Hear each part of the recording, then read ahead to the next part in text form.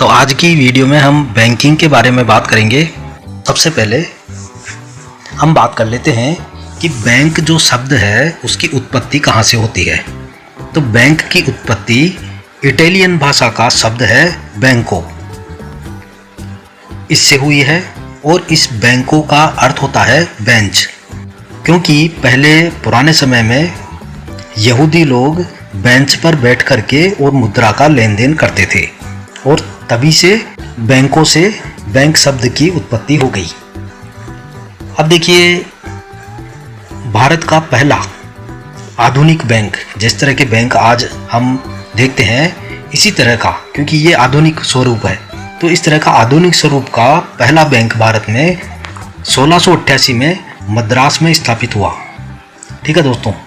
अच्छा, अब बात करते हैं इंपीरियल बैंक ऑफ इंडिया की स्थापना कब हुई।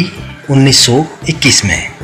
ये सवाल काफ़ी पूछा जाता है, इंपीरियल बैंक ऑफ इंडिया, क्योंकि ये इम्पोर्टेंट है और जो भी बैंक है उनमें से काफ़ी ज़्यादा इम्पोर्टेंट है इंपीरियल बैंक। ठीक है, तो इंपीरियल बैंक ऑफ इंडिया की स्थापना कब हुई दोस्तों? 1921 में। और देखिए, यही बैंक जो है वो 1 जुलाई 1955 को बदल करके और भारतीय स्टेट बैंक के नाम से जाना गया। तो आज जो हम SBI देखते हैं, भारतीय स्टेट बैंक, इसकी स्थापना कब होती है? 1 जुलाई 1955 को, और इसी का जो प्राचीन रूप है, पुराना रूप है, वो है इंपीरियल बैंक ऑफ इंडिया, जो 1921 में स्थापित हुआ। अच्छा, अब देखिए, बैंक से संबंधित एक सवाल सबसे ज़्यादा पूछा जाता है, वो है कि बैंकिंग नियमन अधिनियम कब लाया गया? तो 1949 में। ज़्यादातर आज के समय में जो बैंक हैं वो सब इसी बैंकिंग अधिनियम के तहत ही गठित हुए हैं। अब देखिए, बैंक की परिभाषा की बात जरूर करनी होगी। तो बैंक की परिभाषा क्या है? तो मुद्रा और साख का व्यापार करने वाली संस्था है बैंक। ठीक है दोस्तों, मुद्रा और साख का व्यापार करने वाली संस्था है बैंक। और बैंक का मुख्य काम क्या है? तो जैसा कि आप इस चित्र में देख सकते हैं, बैंक जो है वो जनता से जमाएं लेती है। जनता यानी कि बैंक में पैसा जमा करती है और उसी जमा पैसे को बैंक जो है वो व्यापारियों और उद्यमियों को ऋण के रूप में प्रदान करता है और उनसे फिर वो ब्याज वसूलता है। तो इस प्रकार बैंक की इनकम होती है, क्योंकि जमा पर बैंक ब्याज कम देता है जबकि लोन पर वो ऋण ज़्यादा वसूलता है। तो इस तरह से जो यहाँ पे जो इस ब्याज का जो अंतर है वो बैंक की इनकम होती है। इसके अलावा और भी कई तरीके से बैंक अपनी आय को बढ़ाते हैं। तो अब हम बात कर लेते हैं बैंकों के प्रकार।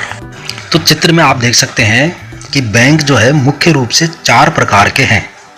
ठीक है, पहला है केंद्रीय बैंक, दूसरा है सहकारी बैंक, तीसरा आप देख सकते हैं विशिष्ट बैंक, और चौथा है वाणिज्यिक बैंक यानी कि कॉमर्शियल बैंक। तो यहाँ पे जो सबसे इम्पोर्टेंट है वो है कॉमर्शियल बैंक यानी कि वाणिज्यिक बैंक, और हम इनको व्यापारिक बैंकों के नाम से भी जानते हैं। और ज़्यादातर जो आप अपने आसपास में जो बैंक देखते हैं, SBI, PNB, UCO bank, bank of Baroda, ये सब वाणिज्यिक बैंक है। और आज की वीडियो में हम केवल वाणिज्यिक बैंकों की बात करेंगे, क्योंकि ये अगर हम चारों की बात करेंगे तो काफ़ी बड़ा वीडियो हो जाएगा। तो देखिए, वाणिज्यिक बैंक। तो देखिए दोस्तों, वाणिज्यिक बैंकों को अगर हम इनकी बात करें तो इनको हमने 2 भागों में बांटा है। पहला है स्वामित्व के आधार पे, दूसरा है वैधानिकता के आधार पर। और वाणिज्यिक बैंक होते क्या हैं? इनकी अगर हम परिभाषा के रूप में बात करें तो व्यापारिक या वाणिज्यिक बैंक वे बैंक हैं जिनका भारतीय बैंकिंग नियमन अधिनियम 1949, जैसा कि हमने अभी थोड़ी देर पहले बात की, तो उस अधिनियम के तहत भारतीय बैंकिंग नियमन अधिनियम 1949 के अंतर्गत जिन बैंकों का गठन हुआ है वो बैंक कहलाते हैं वाणिज्यिक बैंक। अब इनके प्रकार स्वामित्व के आधार पे और वैधानिकता के आधार पे।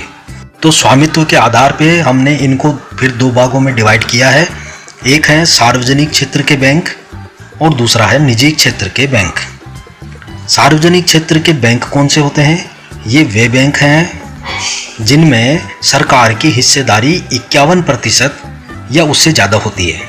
ऐसा कोई भी बैंक जिसमें सरकार की जो हिस्सेदारी है वो 51% या उससे ज़्यादा हो, इस तरह के जो बैंक हैं वो सार्वजनिक क्षेत्र के बैंक होंगे, जैसे कि SBI। और दूसरे हैं निजी क्षेत्र के बैंक। तो ये भारतीय कंपनी अधिनियम के तहत स्थापित हुए हैं। ठीक है दोस्तों, ये सवाल काफ़ी पूछा जाता है। निजी क्षेत्र के बैंक भारतीय कंपनी अधिनियम के अंतर्गत स्थापित हुए हैं। तो अब सार्वजनिक क्षेत्र के बैंक, इनको भी हमने फिर आगे 3 भागों में बांटा है। पहला है भारतीय स्टेट बैंक समूह, दूसरा है राष्ट्रीयकृत बैंक और तीसरा है क्षेत्रीय ग्रामीण बैंक। तो सबसे पहले भारतीय स्टेट बैंक समूह की बात करेंगे। तो देखिए, सार्वजनिक क्षेत्र का सबसे बड़ा बैंक है। ठीक है, SBI जो है वो सार्वजनिक क्षेत्र का सबसे बड़ा बैंक है और 1 जुलाई 1955 को इंपीरियल बैंक का राष्ट्रीयकरण करके संसद के अधिनियम के द्वारा इसकी स्थापना हुई। तो यहाँ पे जो मुख्य सवाल बनते हैं, जो परीक्षाओं में आपसे पूछे जाते हैं, हम केवल उन्हीं चीज़ों की यहाँ पर बात कर रहे हैं। तो ये हो गया भारतीय स्टेट बैंक समूह। दूसरा आता है राष्ट्रीयकृत बैंक।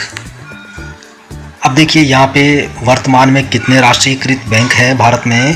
तो इनकी संख्या है दोस्तों 12 और बैंकिंग अधिनियम 1969 के तहत इनकी स्थापना हुई है। ठीक है दोस्तों, बैंकिंग अधिनियम 1969 उसके तहत इनकी स्थापना हुई है। अब तीसरा आता है क्षेत्रीय ग्रामीण बैंक।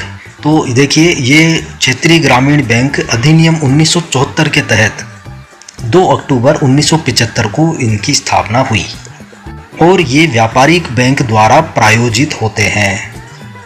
ठीक है, अब इधर आ जाइए। दूसरा जो मुख्य पार्ट था हमारा, दूसरा प्रकार वैधानिकता के आधार पर। तो इसको भी हमने 2 भागों में बांटा हुआ है, अनुसूचित बैंक और गैर अनुसूचित बैंक। ये वैधानिकता के आधार पर है। तो अनुसूचित बैंक ये भारतीय रिजर्व बैंक अधिनियम 1934 की दूसरी अनुसूची में शामिल किए हुए बैंक हैं और रिजर्व बैंक का इन पर पूर्ण नियंत्रण होता है। ठीक है दोस्तों, अब आ जाइए गैर अनुसूचित बैंक। तो ऐसे बैंक जिन्हें रिजर्व बैंक अधिनियम 1934 की द्वितीय अनुसूची में शामिल नहीं किया गया है और इन बैंकों पर रिजर्व बैंक का पूरी तरह से नियंत्रण नहीं होता, यानी कि ये काफ़ी हद तक जो है वो अपने ही नियमों पर चलते हैं। रिजर्व बैंक इनमें इनके कामकाज में ज़्यादा दखल नहीं देता। तो ये हो गए हमारे कॉमर्शियल बैंक।